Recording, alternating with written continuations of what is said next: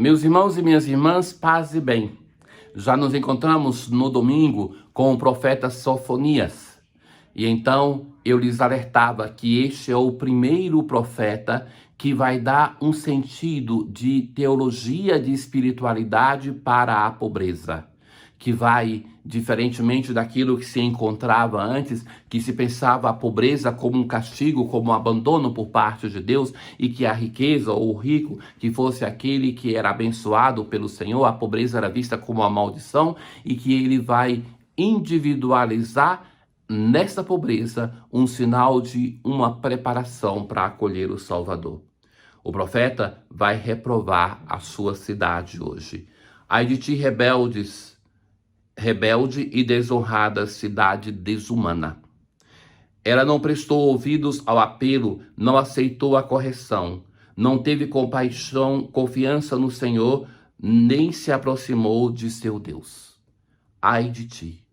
Este lamento que está nos profetas e que nós vamos encontrar também em Jesus. O ai de ti que Jesus muitas vezes vai dizer no Evangelho, que é uma lamentação porque a pregação foi levada àquela cidade, mas não produziu conversão porque os seus moradores, porque as pessoas não aceitaram. Vem a lamentação daquele que quer essa salvação, que gastou a sua energia e que não produziu frutos. Ai de ti.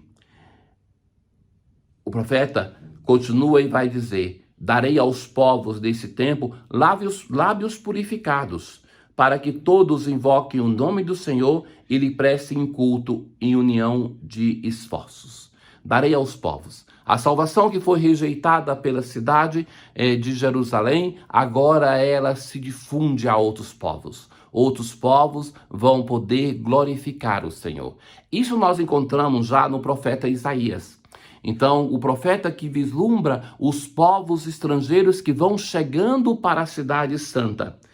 Então, desde além rios da Etiópia, os que me adoram, os dispersos do meu povo, me trarão suas oferendas. Mas virão na cidade santa Jerusalém. Jerusalém é uma profecia da nossa igreja, porque quando o povo de Israel falha na sua relação com o Senhor, Deus abre a salvação para todos os povos. E assim é a igreja do Senhor. Nós somos a Nova Jerusalém, que não pertencemos a uma nação somente, mas somos a união de todos os povos que formam na Nova Jerusalém, na Jerusalém do Alto, uma só família, uma família onde todos falamos a mesma língua.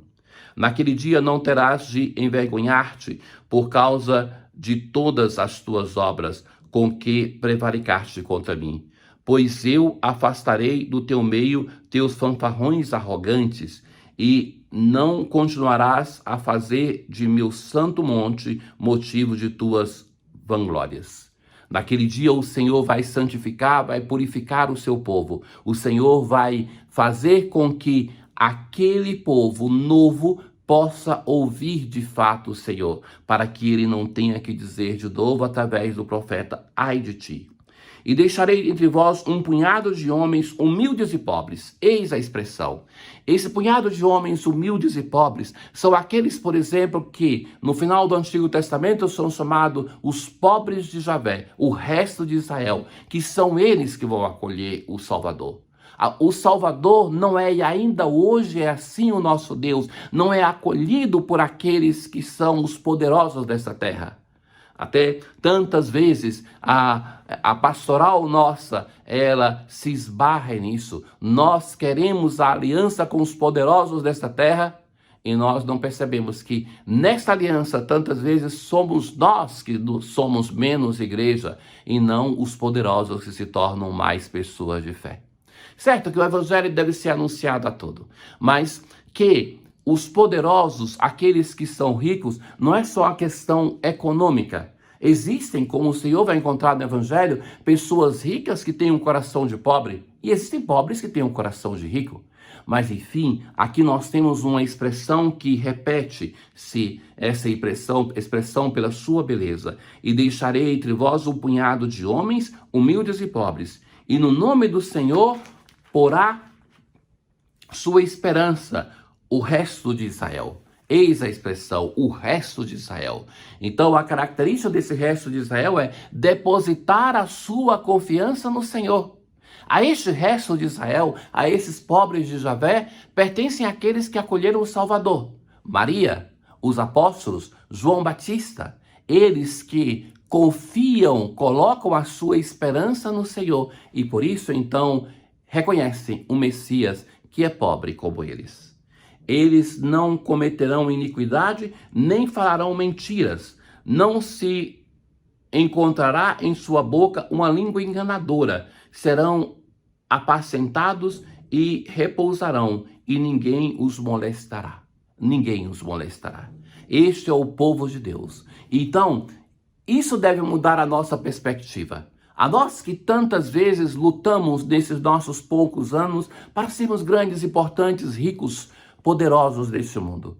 E o Senhor vai dizer, este é o caminho equivocado, é este o caminho que percorre aquele que depois vai chegar o momento que não quer uma relação com Deus. Que nós precisamos ter esse coração grande que se cria com a pobreza, sendo os pobres de Javé o resto de Israel. Jesus hoje do Evangelho nos conta uma parábola e vai dizer aos sacerdotes e aos anciãos do povo, que vos parece? Um homem tinha 2 filhos, vai dizer ao primeiro, filho, vai trabalhar hoje na vinha? O filho responde, não quero, mas depois mudou de opinião e foi. O pai dirigiu-se ao outro e disse a mesma coisa. Este respondeu, sim, Senhor, eu quero, mas não foi. E Jesus vai falar, qual dos 2 fez a vontade do pai? Os sumos sacerdotes e os anciãos do povo responderam, o primeiro. Então, Jesus vai continuar o seu discurso. Veja, quem é aquele que vai dizer para Jesus assim, eu não quero, e depois vai? São os pecadores. Jesus vai falar concretamente de alguns deles hoje. Os publicanos, os pecadores, aqueles que disseram a Deus, não quero, não vou, mas acolheram o Salvador no momento que o Salvador chegou. Ao passo que os sacerdotes, os fariseus, os anciãos, os mestres da lei, são aqueles que diziam a Deus, eu vou para a vinha. A vinha é o símbolo do reino de Deus, da casa de Israel, que disseram com a boca, mas que não fizeram aquele gesto de adesão ao Salvador. Jesus, na sua experiência, ele vive justamente essa inversão, essa contraposição. Muitos que eram considerados como distantes de Deus, que o acolhem, e muitos que eram considerados como próximo, como os funcionários de Deus, digamos, e que rejeitam o Salvador.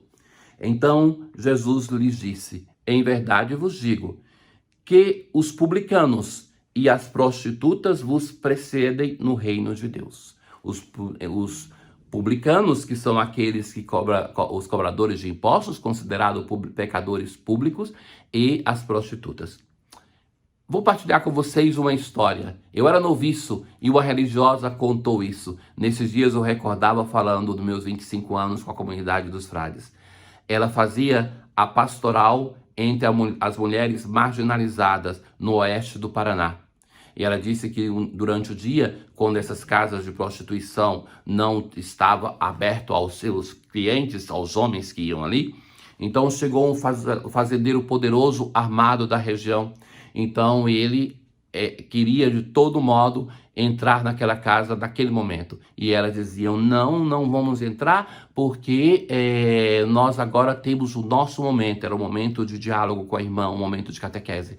Então ele pegou o armado, apontou a arma para a freira e dizia, pois eu quero ter relação com esta mulher, com aquela consagrada. Então eu conheci essa irmã, uma religiosa lituana de 1,80 m.